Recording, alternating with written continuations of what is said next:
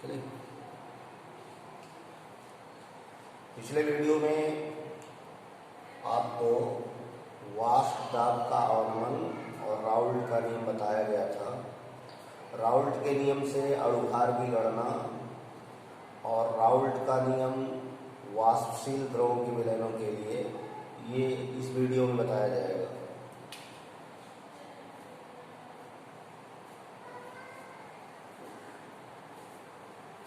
Raoult नियम से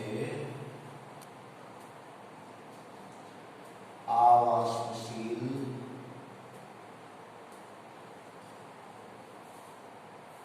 पदार्थों के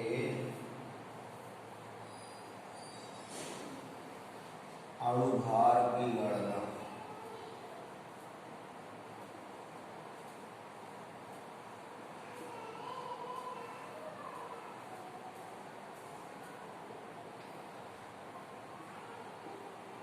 राउल्ट नियम से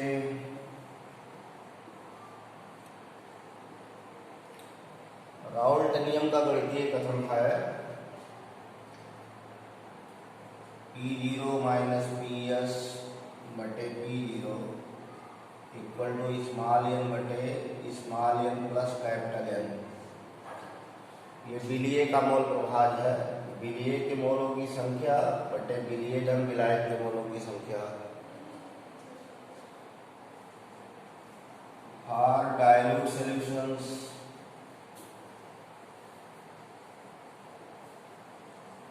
तन विलयनों के लिए जिसमें विलायक के मोल अधिक होंगे, तो विलायक के मोल अधिक हैं विलीय के मोल से,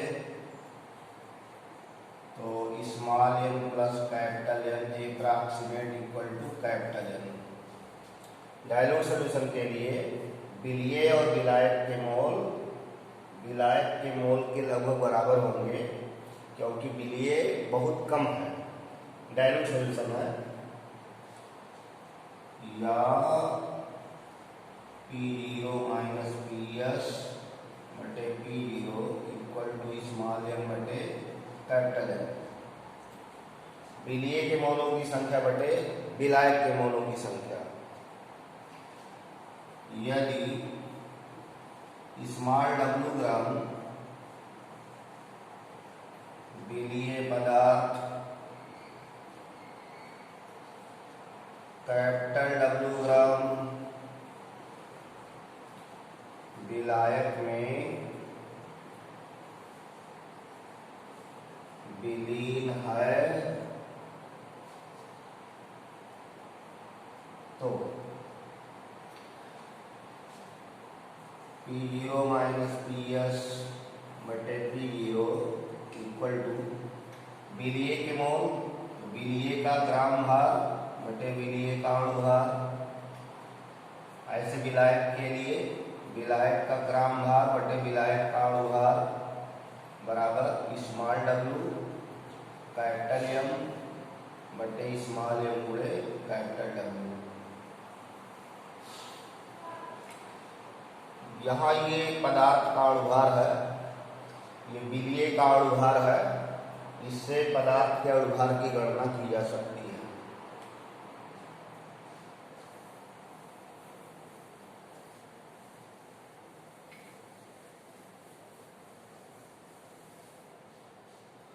तो नीचे से फार्मूला आया P0 माइनस PS बटे P0 equal to small w capital M बटे स्मॉल m गुणे कैपिटल W। जहां स्मॉल m मॉलिक्यूलर वेट है,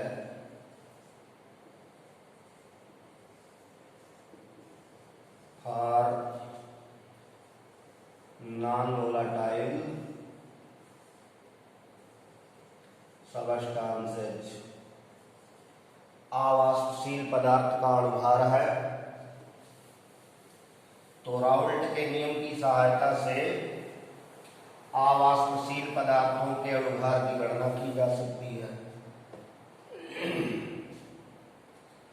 जैसे न्यूमेरिकल लिखिए, 18 ग्राम ग्लूकोज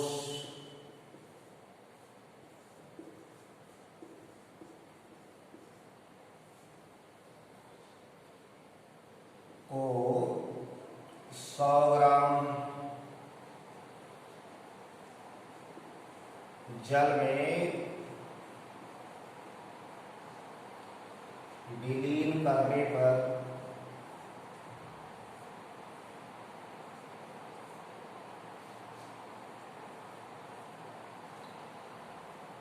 20 डिग्री सेल्सियस ताप पर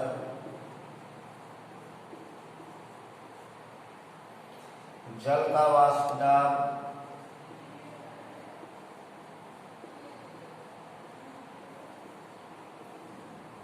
17.53 मिलीमीटर से घटकर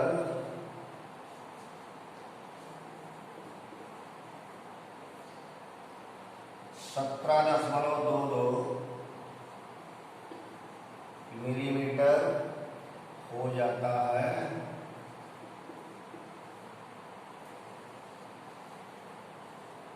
ग्लूकोज का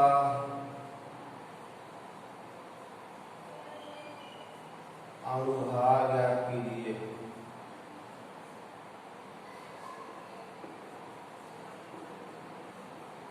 तो यह एक न्यूमेरिकल है। 18 ग्राम ग्लूकोज को 100 ग्राम जल में घोला गया और 20 डिग्री सेल्सियस ताप पर जल का वाष्प दाब 17.53 मिलीमीटर से घटकर 17.22 mm हो गया। तो ग्लूकोज का अणुभार क्या है? तो आपको दिया है 18 ग्राम ग्लूकोज यानी विलीय का भाग, ग्लूकोज यहाँ विलीय है, ग्लूकोज का भार स्मॉल w बराबर 18 ग्राम।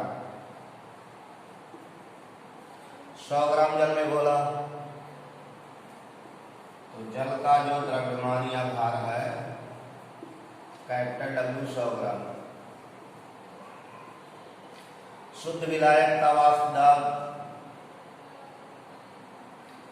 P0 = 17.53 मिलीमीटर और घट करके हो गया, जब विलयन बन गया तो 17.22 हो गया। तो राउल्ट नियम से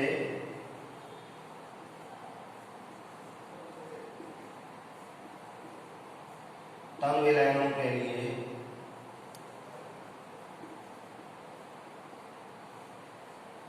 डाइल्यूट सॉल्यूशंस के लिए फार्मूला लगेगा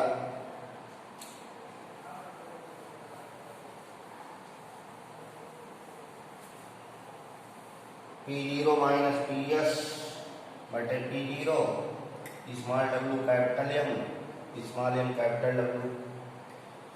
तो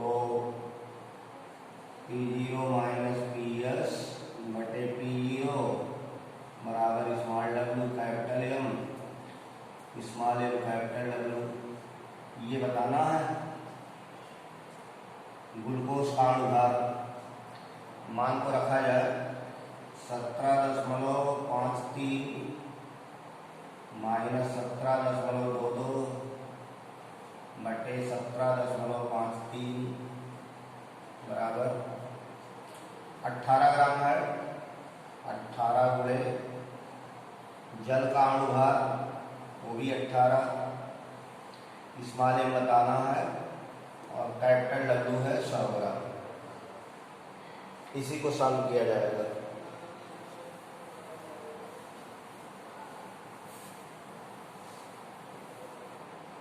तो यहाँ पे घटाएंगे, 3 में से 2 गया 1, 5 में से 2 गया 3 बटे 17.53 बराबर 18 गुणे 18 बटे m गुणे 100 या m बराबर 17.53 गुणे 18 गुणे 18 बटे 10.31 गुणे 100। इसको सॉल्व कर देंगे तो अणुभार आ जाएगा।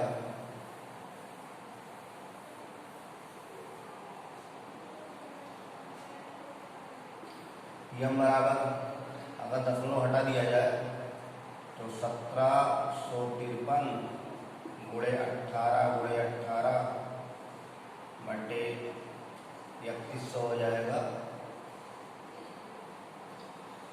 और ये गुणा भाग करेंगे तो इस गुणा भाग से लगभग 183 आता है, यानी ग्लूकोज का अणुभार गणना के अनुसार 183 लगभग आएगा। तो इस तरह इसको सॉल्व करेंगे। ऐसे दूसरा है,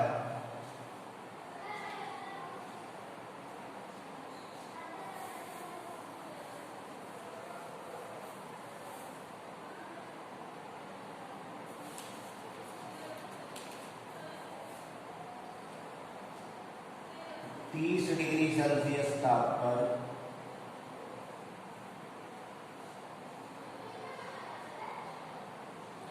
यूरिया के भारानुसार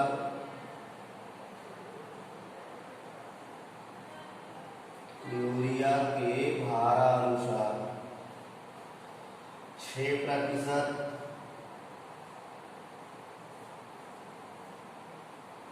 जलीय विलयन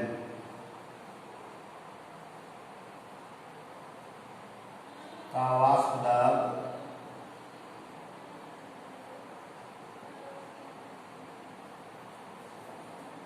31.13 mm है।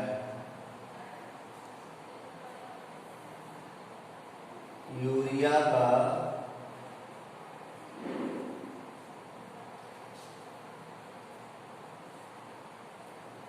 अणुभार ज्ञात कीजिए।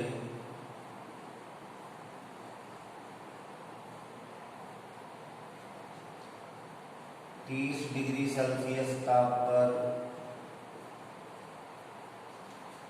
जल का वाष्प दाब 31.7 mm है। तो ये दिया गया है, एक यूरिया का घोल है जो भारानुसार 6% है। भारानुसार 6% जलीय विलयन का अर्थ होगा 100 ग्राम विलयन में 6 ग्राम यूरिया घुली हुई है। तो जल का द्रव्यमान निकालने में 100 में से 6 घटा देंगे तो जल का द्रव्यमान आ जाएगा। तो इस तरह लगाया जाएगा। दिया है भारानुसार 6% जलीय विलयन, यूरिया का भार ये विलीय है स्मॉल w 6 ग्राम, जल का भार विलायक है 100 में से 6 घटा देंगे 94 ग्राम आएगा। और शुद्ध विलायक का वाष्प दाब P0 दिया है 31.7 mm और विलयन का दिया है 31.13 mm। राउल्ट के नियम से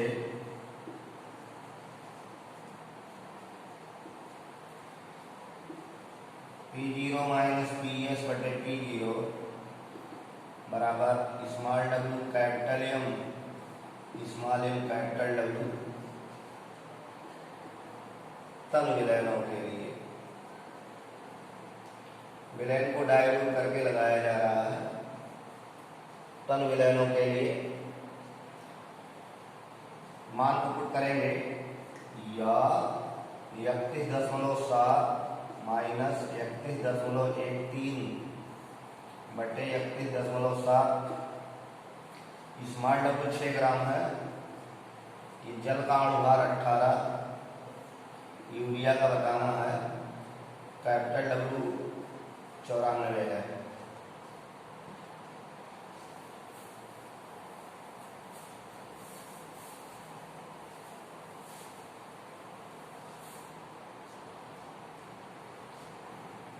या इसको घटा दीजिए, 31.7 में से 31.13 घटाएंगे तो 10 में से 3 गया 7 और ये रह गया 6 में से 1 गया 5, 0.57 बटे 31.7, 6 गुणे 18 बटे यम गुणे 94 या यम बराबर 31.7 गुणे 6 गुणे 18 बटे 0.57 गुणे 94।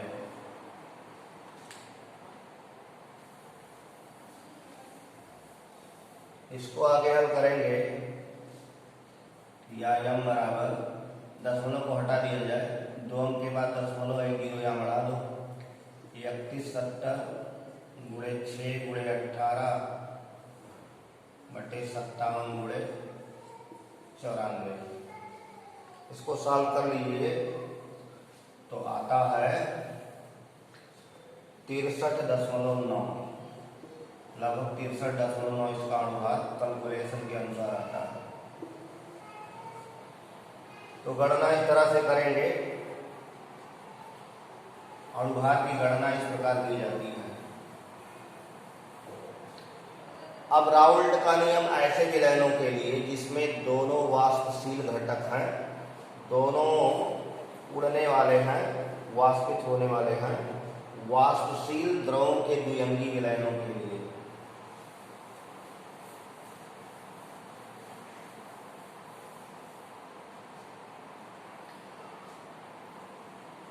वाष्पशील द्रवों के द्विअंगी विलयन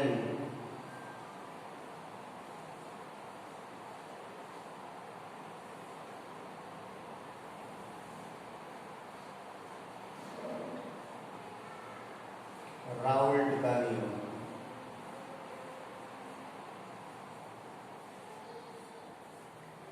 वाष्पशील द्रवों के द्विअंगी विलयनों पर राउल्ट का नियम किस प्रकार चलता है? तो वाष्पशील द्रव का तात्पर्य है कि जो कंपोनेंट मिलकर विलयन बना रहे हैं दोनों वोलाटाइल हैं, दोनों वाष्पित हैं, दोनों वाष्पशील द्रव हैं, जैसे बेंजीन है, टॉलुइन है। तो इस तरह द्रव कंपोनेंटों के लिए दोनों कंपोनेंट द्रव अवस्था में हैं, वाष्पशील हैं। ऐसे विलयनों के लिए राउल्ट ने कहा है कि स्थिर ताप पर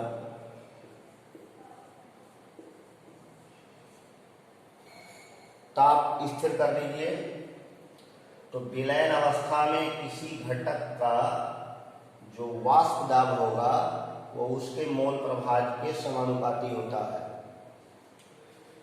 जब ये दोनों मिलकर के सॉल्यूशन बनाए, दोनों कंपोनेंट मिलकर के विलयन बनाए, तो विलयन अवस्था में जो इनका वाष्प दाब होगा यानी आंशिक वाष्प दाब जो होगा, पार्शियल वेपर प्रेशर जो होगा, वो उस कंपोनेंट के उस घटक के मोल प्रभाज के डायरेक्टली प्रोपोर्शनल होगा।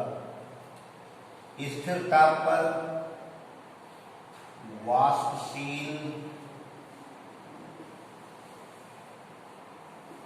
द्रवों के द्विअंगी विलयनों में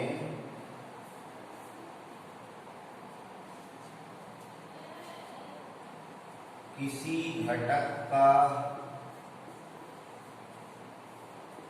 वाष्प दाब, इसको आप आंशिक वाष्प दाब कह सकते हैं, क्योंकि जो विलयन का वाष्प दाब बनेगा वो दोनों घटकों के आंशिक वाष्प दाबों का योग होगा। तो वाष्पशील द्रवों के द्विअंगी विलयनों में किसी घटक का वाष्प दाब उस घटक के मोल प्रभाज के समानुपाती होता है।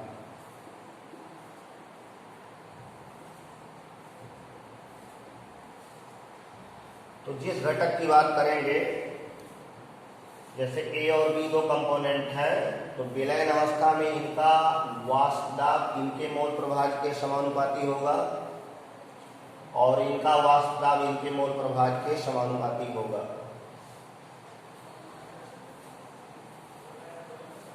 गणितीय रूप में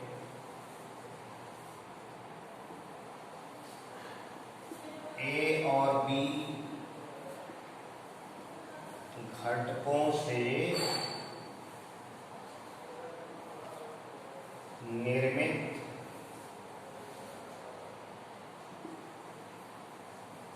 विलयन के लिए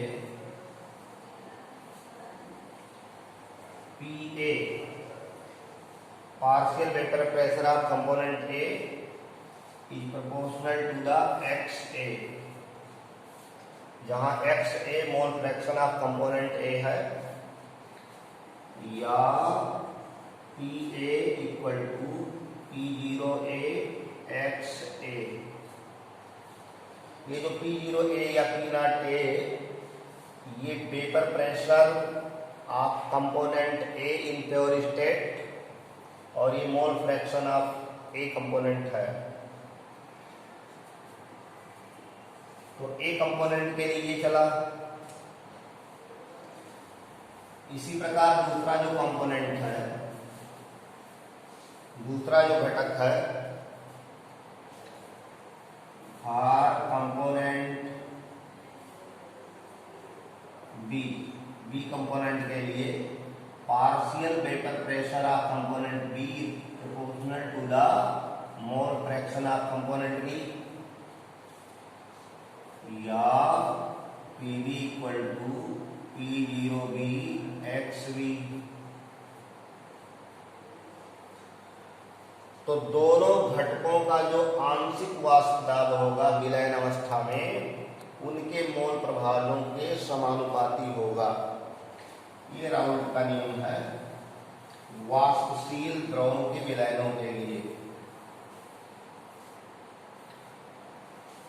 तो आदर्श अवस्था में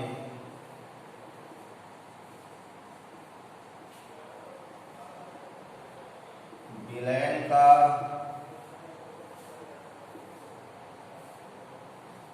कुल वाष्प दाब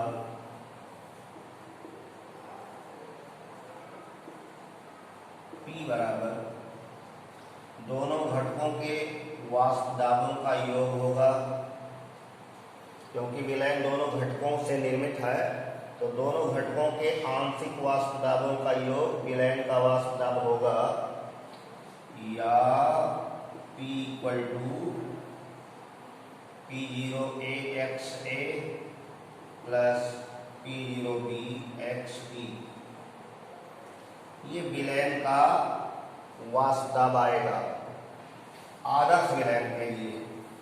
आदर्श विलयन का तात्पर्य है कि जो दो घटक मिलकर के विलयन की रचना किए हैं, जब वो विलयन अवस्था में आए तो उनके अणुओं के मध्य लगने वाले आकर्षणों में किसी प्रकार का अंतर नहीं है, केवल वो मिक्स हो गए हैं, एक दूसरे में मिश्रित होकर के विलयन की रचना किए हैं। जहां P है वेपर प्रेशर ऑफ सॉल्यूशन, विलयन का वाष्प दाब, P0A vapour pressure of component A in pure state, शुद्ध अवस्था का वाष्प दाब है P0B vapour pressure of component B in pure state, P0B है घटक B का शुद्ध अवस्था में वाष्प, और XA है मोल फ्रैक्शन ऑफ कंपोनेंट A, और XB है मोल फ्रैक्शन ऑफ